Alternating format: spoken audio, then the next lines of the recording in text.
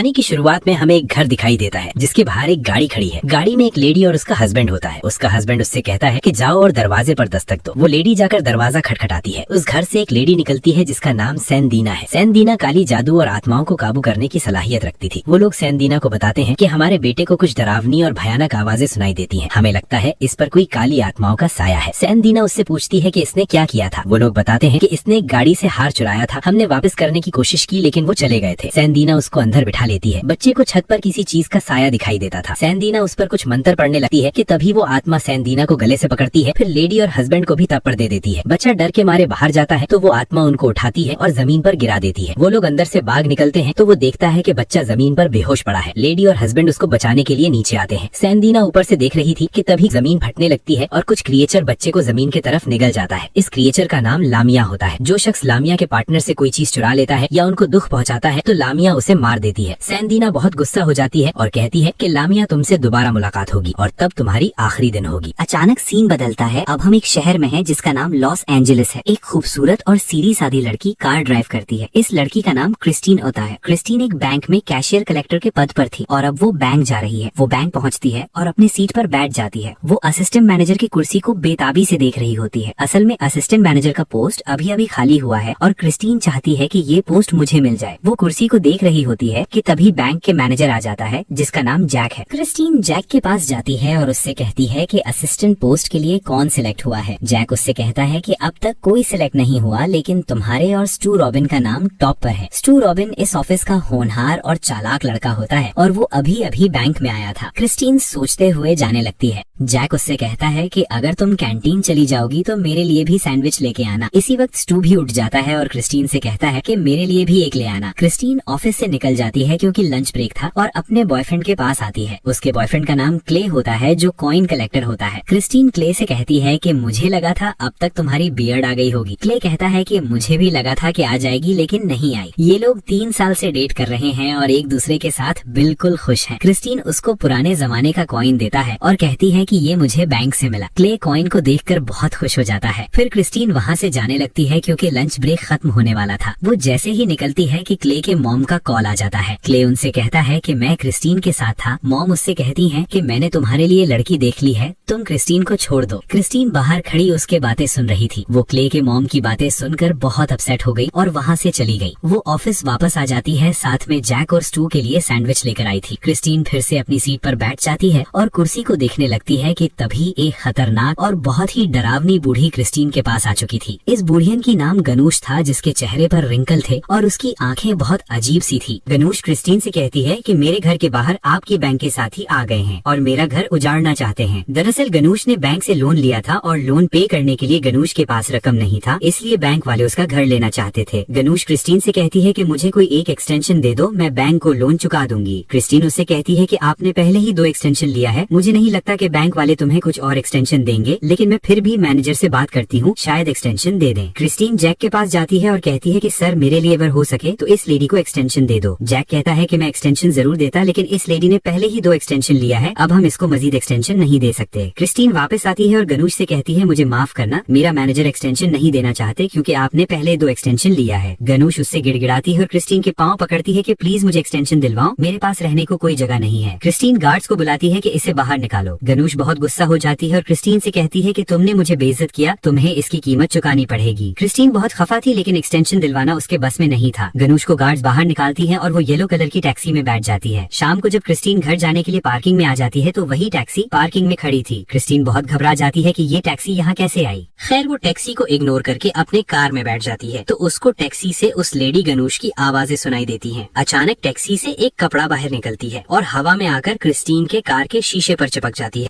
कपड़ा हवा में उड़कर पीछे जाने लगती है। क्रिस्टीन जैसे ही पीछे मुड़ने लगती है तो वही लेडी कार के पीछे सीट में बैठी थी। वो लेडी क्रिस्टीन को गले से पकड़ती है और पीछे की तरफ खींचती है। क्रिस्टीन कार के एक्सेलरेटर को दबाता है जिससे कार जाकर किसी चीज से टकरा जाता है। गनूश टकराने से आगे की तरफ गिर जाती है और उसका नकली दांत बाहर आ जाता है। क्रिस्टीन लेडी को धक्का दे देती है जिससे वो कार से बाहर गिर जाती है। क्रिस्टीन को लग गया कि वो बेहोश हो गई है लेकिन वो फिर से उठ जाती है और कार के शीशे को तोड़ देती है। लेडी क्रिस्टीन को पाँव से पकड़ती है और कार से नीचे गिरा बता देती है। लेडी क्रिस्टीन के कपड़ों से एक बटन निकाल देती है। लेडी उससे कहती है कि अब तुम लामिया की मेहमान हो गई हो। दरअसल ये लेडी भी लामिया के पार्टनर में से थी। क्रिस्टीन बेहोश हो जाती है। थोड़ी देर बाद क्ले पुलिस के साथ आ जाता है। क्ले उसको घर ले जाने लगता है। रास्ते में क्ले क्रिस्टीन से कहता है कि इसमें तुम्हारी गलती नहीं है, मैनेजर ने उसको एक्सटेंशन नहीं दिया था, तुम खुद को दोषी मत ठहराओ। वो दोनों बातें कर रहे थे कि तभी क्रिस्टीन को कुछ आवाजें सुनाई देती हैं। वो क्ले से कहती है कि मुझे अपना किस्मत चेक करना है। क्ले उससे कहता है कि मैं तुम्हारा किस्मत चेक करता हूँ। दरअसल क्ले इन जैसे बातों पर विश्वास नहीं करता था, इसलिए उसे ये मजाक लगा। क्रिस्टीन उससे कहती है कि ये मजाक नहीं है, मुझे सच में अपना किस्मत चेक करवाना है कि मेरी किस्मत में क्या है, क्यों मुझे ये आवाजें सुनाई देती हैं। वो लोग एक जगह जाते हैं जहाँ कुछ किताबें और मंकी का मूर्ति पड़ा हुआ था। अंदर से एक आदमी निकलता है जो साइकिक होता है और लोगों की किस्मत और उस पर काली आत्माओं को पढ़ सकता है। इस साइकिक का नाम राम जास होता है। राम उससे कहता है कि मैं कुछ एनर्जीज महसूस कर सकता हूँ जो हमारे भविष्य से जुड़ी होती है। वो क्ले से कहता है कि $60 लगेंगे। वो क्रिस्टीन को कुर्सी पर बिठा लेता है और फिर क्रिस्टीन के हाथ को पढ़ने लगता है। वो क्रिस्टीन से कहता है कि आज तुमसे कुछ छीना गया है। वो बटन की तरफ इशारा करता है कि ये बटन। क्रिस्टीन क्ले से कहती है कि उस लेडी ने मुझसे बटन छीना था। रामजाद फिर से उसकी हाथ पढ़ने लगता है कि तभी उसे लामिया का चेहरा ब्लर नजर आता है और उसे एक झटका लगता है। क्रिस्टीन उससे कहती है कि क्या हुआ, तुमने क्या देखा। रामजास कहता है कि आज के लिए इतना काफी है, कल कंटिन्यू करेंगे। लेकिन क्रिस्टीन नहीं मान रही। वो कहती है कि मुझे बताओ सच क्या है। रामजास कहता है कि तुम पर काले आत्मा का साया है। वो लोग वहाँ से निकल जाते हैं। रास्ते में क्ले क्रिस्टीन से कहता है कि ये आदमी झूठ बोल रहा था, ये उसका बिजनेस है, तुम अपने आप को स्ट्रेस मत दो। क्रिस्टीन कहती है कि ये आदमी सच कह रहा था, मुझे सच में कुछ आवाजें सुनाई देती हैं। वो लोग घर पहुँच जाते हैं। क्ले उससे कहता है कि मैं तुम्हारी कार वापस करने जाता हूँ और 30 मिनट में वापस आ जाऊंगा। क्रिस्टीन घर के अंदर जाती है। कुछ देर बाद वो अपने लिए खाना बना रही तो उसकी नजर उसके पुराने तस्वीर पर पड़ी जिसमें वो बहुत मोटी थी। वो तस्वीर देख रही होती है कि तभी उसे दरवाजे के पास कुछ महसूस हुआ जैसे कोई अंदर आ रहा हो। अचानक घर का पर्दे और सामान हवा में उड़ने लग जाते हैं और घर में एक शोर मच जाता है। थोड़ी देर बाद शोर खत्म हो जाता है। फिर घर के दीवार में बकरी जैसा साया दिखाई देता है और अचानक क्रिस्टीन पर हमला कर देता है, जिससे क्रिस्टीन जमीन पर गिर जाती है। ये बकरी जैसा साया असल में लामिया होता है जो क्रिस्टीन को टॉर्चर करने आई थी। थोड़ी देर बाद क्ले आ जाता है तो वो देखता है कि क्रिस्टीन का चेहरे का बुरा हाल हो गया था। वो क्रिस्टीन से कहने लगता है कि वो पागल लेडी घर में भी घुस गई, मैं अभी पुलिस को कॉल करता हूँ। वो जैसे ही कॉल करने लगता है तो क्रिस्टीन उससे कहती है कि वो गानुश नहीं थी, वो कोई और था, मैंने उसका चेहरा नहीं देखा लेकिन उसका साया एक बकरे जैसा था। फिर क्ले उसको तसल्ली दे देता है कि तुम फिक्र नहीं करो, मैं तुम्हारे साथ हूँ, और फिर सो जाते हैं। रात के वक्त एक इंसेक्ट आ जाता है और क्रिस्टीन के मुंह में चला जाता है, जिसकी वजह से क्रिस्टीन उठकर बैठ जाती है। जब वो वापस लेटने लगती हूँ तो क्ले की जगह वही लेडी द गानुश थे। वो उस पर हमला करती है तो लेडी के मुंह से कुछ इंसेक्ट्स बाहर आ जाते हैं और क्रिस्टीन उठ जाती है। ये दरअसल ख्वाब था। फिर वो दोनों अपने ऑफिस की तरफ रवाना होते हैं। जाते हुए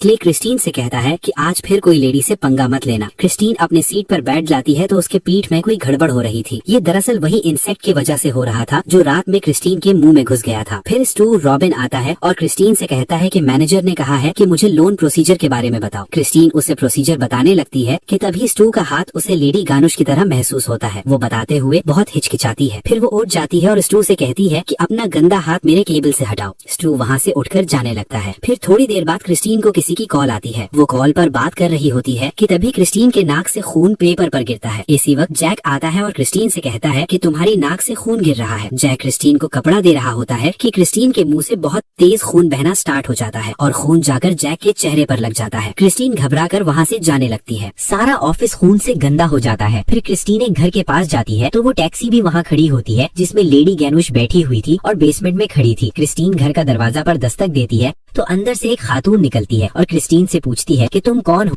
और किससे मिलने आई हो। क्रिस्टीन कहती है कि मैं गैनुश से मिलने आई हूँ और उससे माफी मांगना चाहती हूँ। वो औरत क्रिस्टीन से कहती है कि मैं जानती थी कि तुम आओगी, तुम्हारे बारे में दादी ने बताया था कि एक दिन कोई बैंक वाली लड़की मुझसे माफी मांगने आएगी। वो क्रिस्टीन से कहती है कि तुम यहाँ से वापस जाओ, तुम अब दादी की खुशियाँ वापस नहीं लुटा सकती। लेकिन क्रिस्टीन नहीं मान रही। वो कहती है कि मैं उसे घर वापस दिलवा दूंगी। लेडी उसे अंदर आने देती है। क्रिस्टीन अंदर जाती है तो घर में एक बेसमेंट होता है जिससे आवाजें और रोशनी आ रही है। क्रिस्टीन जैसे ही नीचे पहुँचती है तो वहाँ उस लेडी के फोटो से हार चढ़ा हुआ था, यानी वो मर गई थी। लेकिन अजीब बात ये थी कि लोग सोग मनाने के बजाय पार्टी कर रहे थे। तभी क्रिस्टीन के पांव फिसल जाती है और वो लेडी के लाश पर गिर जाती है। वो जैसे ही उठने की कोशिश करती है कि तभी टेबल टूट जाता है और लेडी क्रिस्टीन के ऊपर गिर जाती है और उसके मुंह से कुछ गंदा फ्लूइड निकलकर क्रिस्टीन के मुंह में चला जाता है। लोग लेडी को उठाती है और फिर से वही टेबल पर लिटा देती है। वो औरत जो गैनुश के पोटी थी वो क्रिस्टीन से कहती है कि अब तुम घर वापस कर क्या रहोगी, तुम्हारे साथ जो भी हो रहा है तुम उसे गुस्से के काबिल हो। फिर क्रिस्टीन रामजास के पास जाती है और उससे अपना हाल बता देती है। रामजास उससे कहता है कि तुम पर लामिया का आत्मा है। लामिया एक ऐसा आत्मा है जो 3 दिन अपनी शिकार को अलग अलग तरीकों से तड़पाता है, फिर चौथी दिन उसको जमीन की तरफ खींचता है। रामजास कहता है कि लामिया का पार्टनर अपनी शिकार से कुछ चीज ले लेता है और फिर उसको वापस दे देता है, तो लामिया उस चीज के मालिक को मार देता है। क्रिस्टीन उसको वो बटन दिखाता है जो गैनुश ने उससे छीना था और फिर उसको वापस दिया था। क्रिस्टीन कहती है कि अगर मैं इसका मालिक बदल लूं तो क्या वो फिर भी मुझे मारेगी। रामजास कहता है कि अगर तुम ये बटन किसी को तोहफे में दे दो तब इसका मालिक कोई और हो जाएगा और तुम आजाद हो जाओगी। रामजास उसे एक किताब दे देता है और कहने लगता है कि इसमें लामिया को खुश करने का तरीका है। क्रिस्टीन घर जाकर उस किताब को पढ़ने लगती है जिसमें लामिया को खुश करने का एक तरीका ये था कि किसी जानवर को मार डालो। वो किताब को पढ़ ही रही थी कि तभी पीछे से किसी चीज की आवाजें आने लगती हैं। जैसे ही वो घर के विंडो के पास जाती है तो वही बकरी का साया अचानक नजर आता है। ये दरअसल वही लामिया था जो रामजास ने कहा था।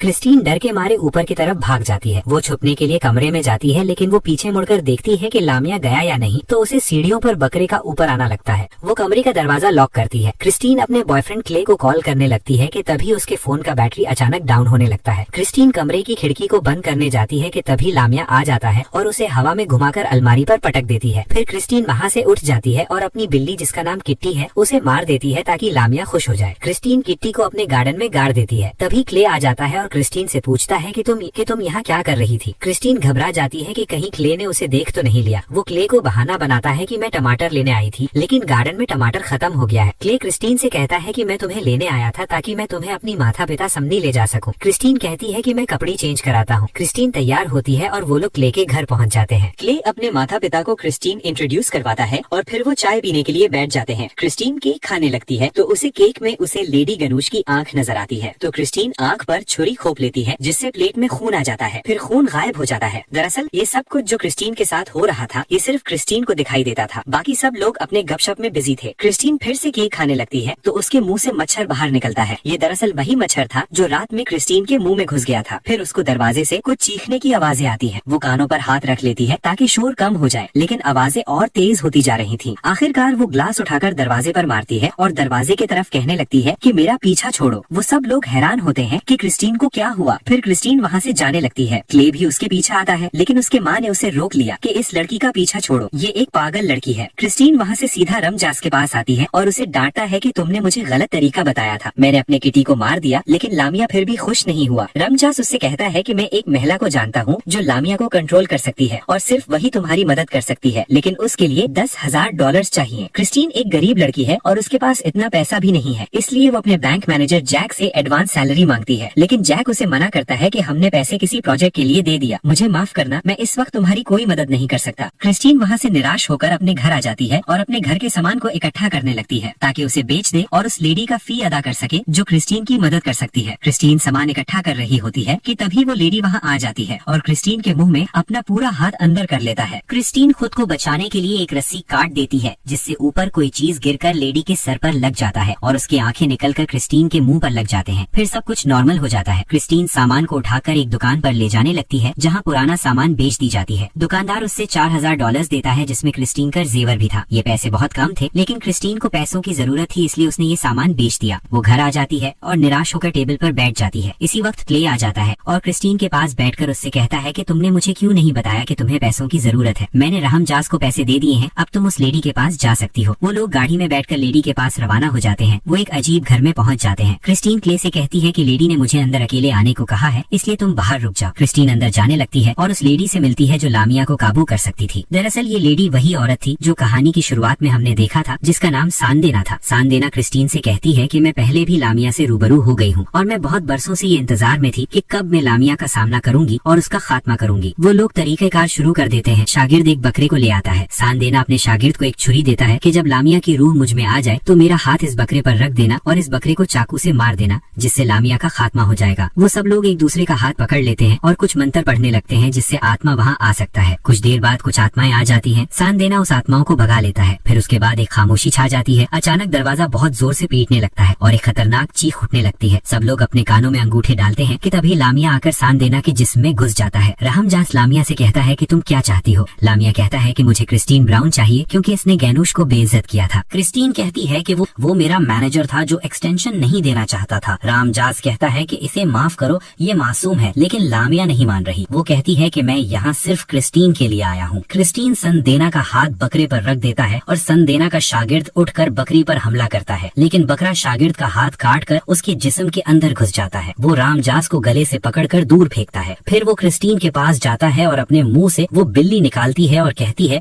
कि तुम्हें क्या लगा था कि तुम बिल्ली को मारकर खुद को बचा लोगी। लामिया जैसे ही क्रिस्टीन को मारने लगता है कि तभी रामजास सनदेना को उठा देता है। सनदेना कुछ मंत्र पढ़कर शागिर्द के जिस्म से लामिया का आत्मा निकाल देता है और लामिया एक धुएं की शक्ल में निकल जाता है, लेकिन सनदेना मर जाती है। बाद में कुछ लोग सनदेना को ले जाने लगता है। क्रिस्टीन रामजास को कहती है कि क्या लामिया मर गया। रामजास कहता है कि वो मरा नहीं है, बल्कि सिर्फ वक्ती तौर पर यहाँ से गायब है, लेकिन वो फिर से आएगा और खास तुम्हारे लिए आएगा।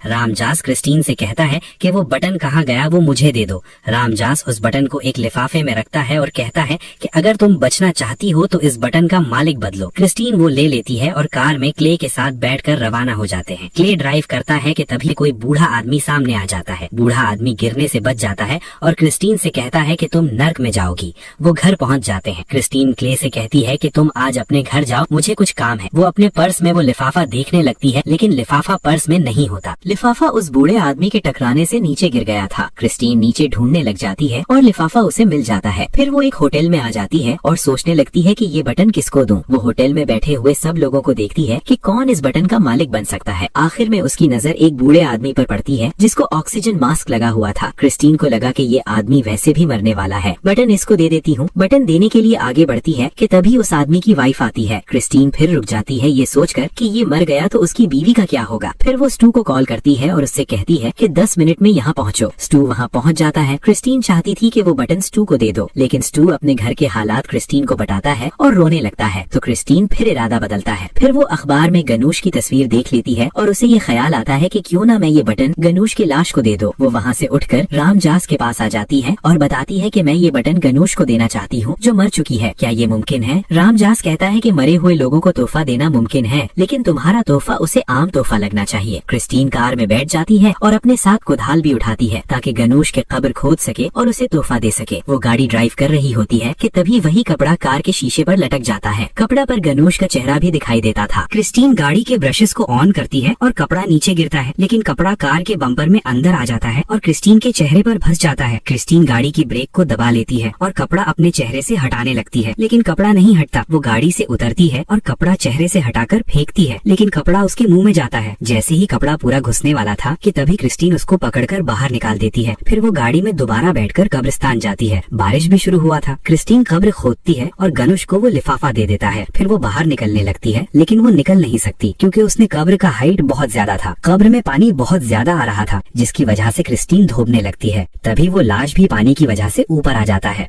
क्रिस्टीन लाश को अपने आप से हटाने लगती है कि तभी कब्र के दीवार उसके सर पर गिर जाता है और क्रिस्टीन बेहोश हो जाती है। थोड़ी देर बाद वो होश में आ जाती है और कब्र से निकल जाती है। वो घर आकर नहा लेती है और क्ले के साथ ट्रिप पर रवाना हो जाती है। क्ले उससे बताता है कि मुझे मेरे कार में तुम्हारा बटन मिला। दरअसल क्रिस्टीन ने जो लिफाफा उठाया था उसमें वो कॉइन था जो क्रिस्टीन ने क्ले को दिया था, और जिस लिफाफे में बटन था वो कार में रह गया था। क्रिस्टीन बटन को देखकर पीछे की तरफ जाने लगती है कि तभी उसकी पाँव फिसल जाता है और वो रेल के पटली पर गिर जाती है। क्ले उसे चिल्लाता है कि ऊपर आओ, ट्रेन आ रहा है। कि तभी जमीन फटने लगती है और लमिया उसे खींच जाती है। कहानी यहाँ खत्म हो जाती है। पसंद आया हो तो सब्सक्राइब कर देना।